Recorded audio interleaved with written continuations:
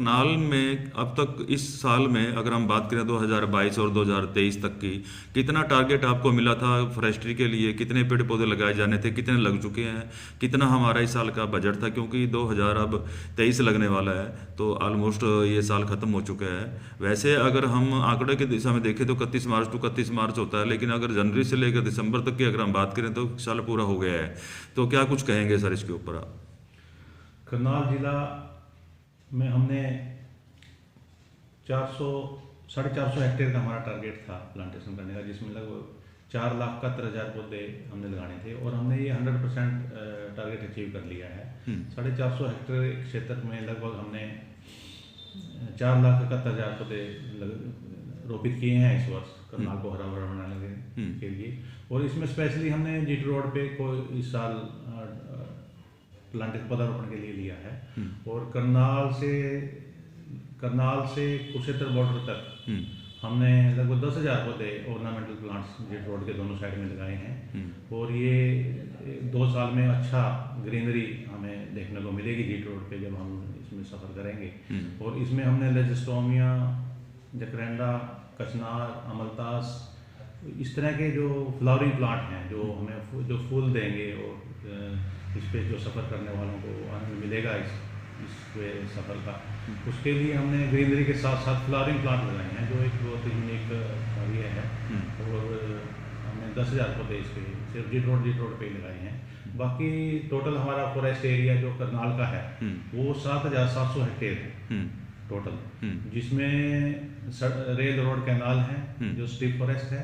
और जो forest area है जो रिजर्व फॉरेस्ट है हमारा करनाल का वो लगभग 390 हेक्टेयर है, जिसमें हमारे फॉरेस्ट इसमें प्लांटेशन पहले से हुई है। और अच्छा फॉरेस्ट जो है जैसे बड़ा गांव का है, उपली का है, इस तरह के जो हमने रिजर्व फॉरेस्ट डिक्लेयर किए हुए हैं। और इसी तरह कैनाल साइड के दोनों तरफ हमने बहुत अच्छे पौधारोपण किए हुए हैं। इस साल भी हमने पौधारोपण किया है कैंपस स्कीम के तहत, जो हम इरिगेशन लैंड पे करते हैं और प्रोटेक्टेड फॉरेस्ट डिक्लेयर हैं जो हमारी चीज़ उन पे किया है। इसी प्रकार जो पीडब्ल्यूडी की नेशनल हाईवे की रोड है वो भी protected forest green belt declare है सड़क के दोनों तरफ, वो उसमें भी हमने इस वर्ष जो है ना पौधारोपण किया है। और करनाल में हम सभी सड़कों को इस तरह कवर कर लेंगे क्योंकि वाइडनिंग होती रहती है और जो पुराने पेड़ लगे हुए हैं उनकी भी इमरजेंसी फेलिंग में करते रहते हैं। और हमारा जो करनाल से पर ईयर है हम 14,000 क्यूबिक मीटर का जो प्रिस्क्राइब्ड है कि इतने पेड़ कर सकते हैं। जो सूखे पेड़ हैं जो सूख जाते हैं वो हम हर साल उनको कटवाते हैं, जो हमारी फॉरेस्ट कॉर्पोरेशन है वो काटती है। और 14,000 क्यूबिक मीटर पेड़ वॉल्यूम के पेड़ जो है हमारे हर साल फेलिंग होते हैं जो सरकार के रेवेन्यू में जाते हैं। सर इस साल का कोई विशेष प्रोजेक्ट जो आप फॉरेस्ट द्वारा लगाया गया हो? हम करनाल जिला के करनाल शहर में जो है ऑक्सीवन डेवलप कर रहे हैं। करनाल शहर में जो ओल्ड बादशाही कैनाल पर है और ये 4 किलोमीटर की लंबाई में है। इस वर्ष हम इसमें से आधा 2 किलोमीटर का ले रहे हैं, जिसमें हम सुगंध वन, चितवन और तपोवन 3 और 1 पाखी वन 4 तरह के हम वन इसमें डेवलप कर रहे हैं। और नेक्स्ट ईयर हम अगले 2 किलोमीटर का लेंगे इसमें। और ये करनाल के लोगों के लिए बहुत अच्छी सौगात होगी, ग्रीनरी होगी, जिसमें पुराने एंशियंट ट्री भी हम बड़ पीपल, पिलखंड, गुलर, नीम, अर्जुन, ये इस तरह के अच्छे प्लांट्स हम रोपित करेंगे। लेकिन इसमें जब तक ये ट्रांसमिशन लाइन का एक मुद्दा इसमें है, जब तक ट्रांसमिशन लाइन शिफ्ट नहीं होती तब तक हम इसमें ज़्यादा प्रोग्रेस नहीं कर पा रहे हैं। इसकी फेंसिंग करा दी गई है 2 किलोमीटर की चेन लिंक फेंसिंग। और इसमें प्लांटेशन का काम हम जनवरी के महीने में पूरा कर देंगे, जनवरी-फरवरी के महीने में। इसके अंदर कोई ऑफिस वगैरह के लिए कोई बिल्डिंग वगैरह भी कुछ तैयार की गई है, जैसे कोई रीजनल ऑफिसर आपका बैठ सके वहाँ पे, डिपार्टमेंट बैठ सके? ना अभी आगे रखेंगे इसमें, अगले साल में हम आर्टस्केप के काम करेंगे और इसमें गज़ीबो भी बनाएंगे। इसमें बीच में रास्ते भी लोगों के लिए हम चलने के लिए वॉकिंग पाथ भी बनाएंगे। और इसमें डिस्प्ले भी होंगे बने हुए बीच में, जिसमें हम प्लांट्स डिस्प्ले कर पाएँ कि कितने स्पीशीज़ के प्लांट्स हैं। और इसमें हमने ट्यूबवेल और वाटर इरिगेशन के लिए पूरी फैसिलिटीज़ उसमें सारे में पाइपलाइन दबा दी है पूरे में और ट्यूबवेल लगवा दिया है 2 किलोमीटर के एरिया में। और ये अच्छा एक फॉरेस्ट हम बनाने की कोशिश है करनाल में। इस साल का सर टोटल बजट कितना था और कितना हम लोग खर्च कर चुके हैं, कितना हमारा पेंडिंग है? अभी हम 50-60% बजट हमारा खर्च हो चुका है, क्योंकि टारगेट हमारे पूरे हो चुके हैं। अब तो इनकी मेंटेनेंस का कार्य है और अगले साल के लिए जो नर्सरी तैयार करनी है उसका बजट अभी हम स्टार्ट किए हैं, हमने दिसंबर में स्टार्ट करते हैं हम। कितना बजट अप्रूव हुआ था सर ये? हमारा 8 करोड़ के आसपास बजट है और जो लगभग 6 करोड़ हमारा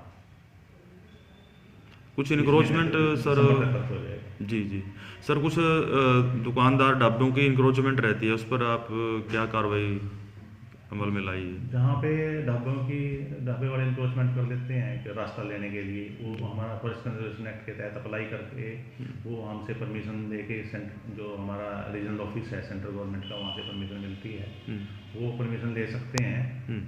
और परिवेश पोर्टल है जिस पे अप्लाई कर सकते हैं इसकी परमिशन के लिए। और जो बिना परमिशन के करते हैं उनके खिलाफ हम रिपोर्ट तैयार करके और उनका इन्वायरमेंट कोर्ट को उसी तरह में केस लगाते हैं और उनसे फिर उसको वहाँ पे जो भी उसका फैसला होता है, वो जितनी पेनल्टी लगती है वो लगती है और वो फिर उनसे छुड़वाते भी हैं उसको। इस साल में सर कितनी ऐसे इंक्रोचमेंट के ऊपर कार्रवाई की गई है? टोटल कितने आंकड़े होंगे, इससे डाटा कितना होगा? इसमें 28 ढाबे कुछ ऐसे हैं जिनका हमने कोर्ट में लगाया हुआ है। इसमें कुछ राइस मिल वगैरह भी होंगे? हाँ, जो भी जिस तरह के भी हैं, ढाबे भी हैं, राइस मिल भी हैं, जो भी कब्जा वाले क्षेत्र है फॉरेस्ट के में आते हैं, जो भी जी जी जो इंडस्ट्रीज वाले हैं वो तो ले लेते हैं परमिशन इजीली, लेकिन जो छोटा मोटे कोई ढाबे वाले वगैरह हैं ये थोड़ा दिक्कत करते हैं। कुछ अगले साल का भी प्रोजेक्ट सर आपने तैयार किया है या तैयार अगले होगा? साल जैसे हमने इस बार शहर में ऑक्सीजन बनाया है, आगे हम गांव में भी लेंगे अगले बाद में पंचायत लैंड में, जो गांव पंचायत की जमीन देगा उसमें भी ऑक्सीजन का अगले साल का प्लान है।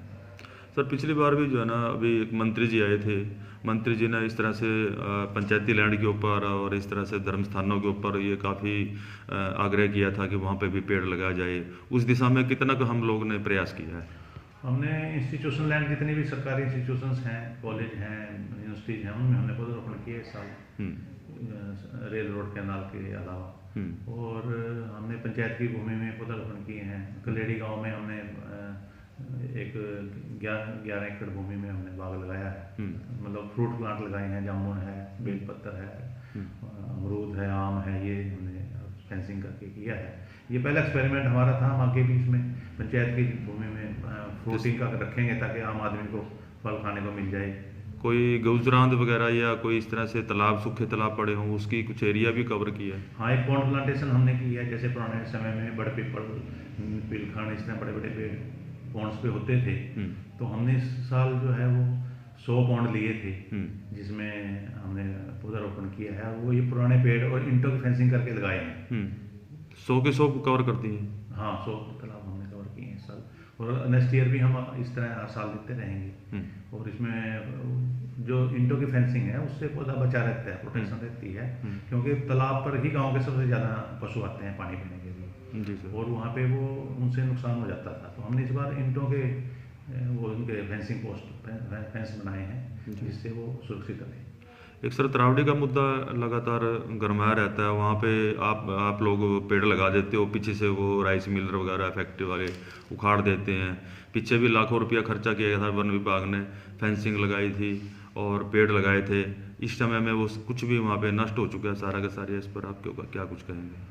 नहीं, ऐसा नहीं है कि टोटल तो हमने इस बार खूब प्लांटेशन किया है, 10,000 पौधे जैसे मैंने बताया आपको लगाए हैं। और उसके अलावा भी ग्रीन बेल्ट में हम अगले साल जो ग्रीन बेल्ट में खाली एरिया हैं वो भी सारा इंक्रोचमेंट छुड़ा के हम डिमार्केशन करवा के और इस साल पूरा इसको कवर करेंगे सारा।